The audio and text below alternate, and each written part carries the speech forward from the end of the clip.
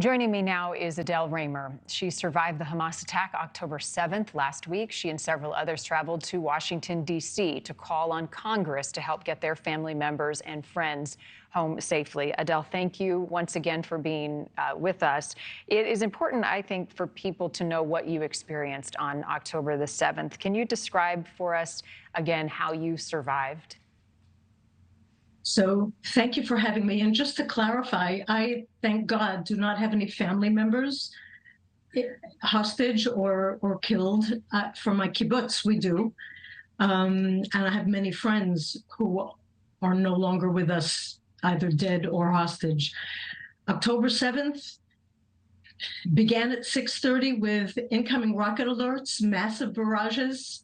What you're showing, the footage that you're showing is me sitting on the floor in my safe room because I was too scared to even stand up to close the protective window because the barrages were so heavy. And at the same time as those barrages were happening, thousands of terrorists were infiltrating the border of Israel, the legal border of Israel, just coming through as if nothing was there. They'd worked on this for apparently years. They've been planning it. And we sat there petrified in mortal fear for hours, waiting for the army, who did not come. They did not come because they were attacked first. The tactics in this were very carefully planned out. So they went, they slaughtered the army bases that were near us, and so that there was nobody that would be able to come and save us.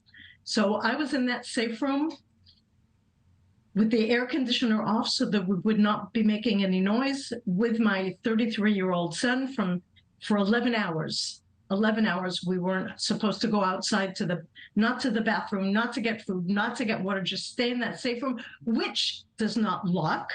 There's a handle that you have to pull down in order for, if you want somebody else on the outside not to be able to enter it.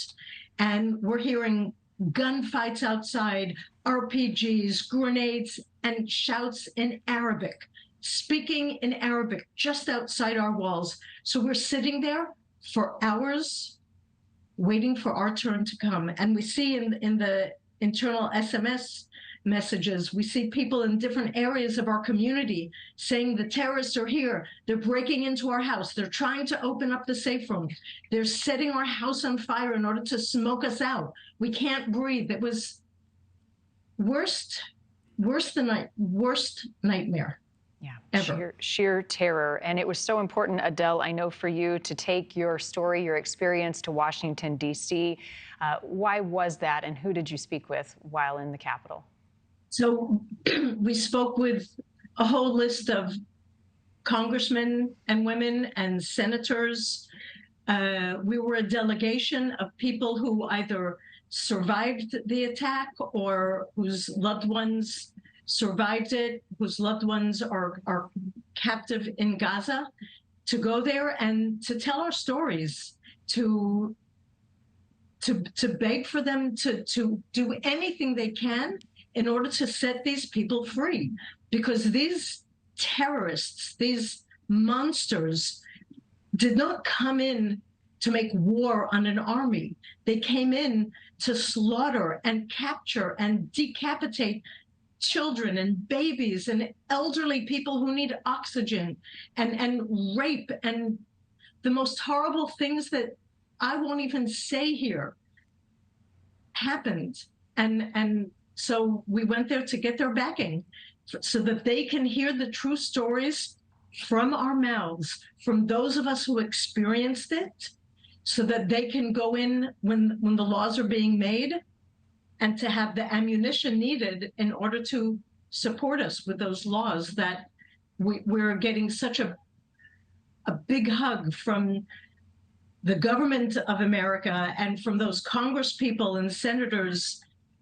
It was very encouraging, very encouraging. Some of them took the posters of kidnapped people, and one senator, John Fetterman, pasted his whole wall outside with posters of people that are missing.